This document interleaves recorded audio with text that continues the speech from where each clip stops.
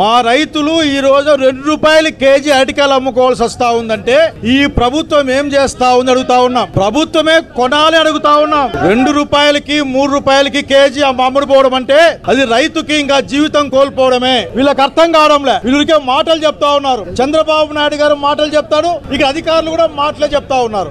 7 కిలోలు ₹7 కొంటాం, ₹10 కొంటామని. ఒక్క గెల కూడా కొన్న పాపాన పోలే ఇంతవరకు కూడా. మా దగ్గర ఇప్పుడు ఇక్కడికి రైతులు దాదాపు 20-24 టన్నుల అరటికాయ తెచ్చినారు. టన్నుకు వాళ్ళు చెప్పిన లెక్క ప్రకారం 7,500 తీసుకోమని చెప్తా ఉన్నాం. ఇంకొక కావాలంటే ఒక ₹500 కన్సెషన్ కూడా ఇస్తాం వాళ్ళకి.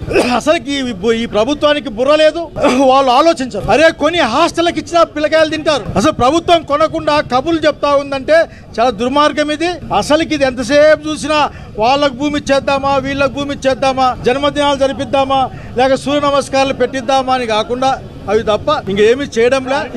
ఇది రైతు వ్యతిరేక ప్రభుత్వం. ఎన్ని మాటలు మాట్లాడినా సరే వ్యవసాయం దండుగనుకునే చంద్రబాబు నాయుడు ప్రభుత్వం ఇది. రైతు గురించి ఆలోచన లేదు. ఇక్కడ చస్తా ఉంటే మాలాంటి వాళ్ళ ఆకలితో చస్తా ఉంటే పంటలు వేసుకుని ఆయన 40,000 కోట్లతో హబ్ గా మారుస్తా అని మాట్లాడతాడు. అన్ని అబద్ధం మాటలే. ఇప్పుడు మాకు ఇబ్బంది ఉందయ్యా అని చెప్తే ఆ ఇబ్బందిని పట్టించుకోకుండా కేవలం ₹200-300 కోట్ల పెట్టిన ఖర్చు అయిపోతుంది ఇక్కడ. కనుక అడిగేది ఒక్కటే, మీరు ఇంకా మాటలొద్దు. ఎంతో కాలం మోసం చేయలేరు. మీరు మోసం చేస్తూ అబద్ధాలు చెప్తూనే ఇంతవరకు మీరు పరిపాలన సాగించారు. దాదాపు 2 లక్షల కోట్ల రూపాయలు అప్పు తెచ్చుకున్నారు మీరు. దాంట్లో రైతులకు ఒక 10,000 కోట్లు ఇవ్వండి. రైతు స్థిరీకరణ లేదు. జగన్మోహన్ రెడ్డి గారిని చూసి మీరు పరిపాలన నేర్చుకోండి, రైతు ఆదుకుని నేర్చుకోండి డిమాండ్ చేస్తా ఉన్నాం.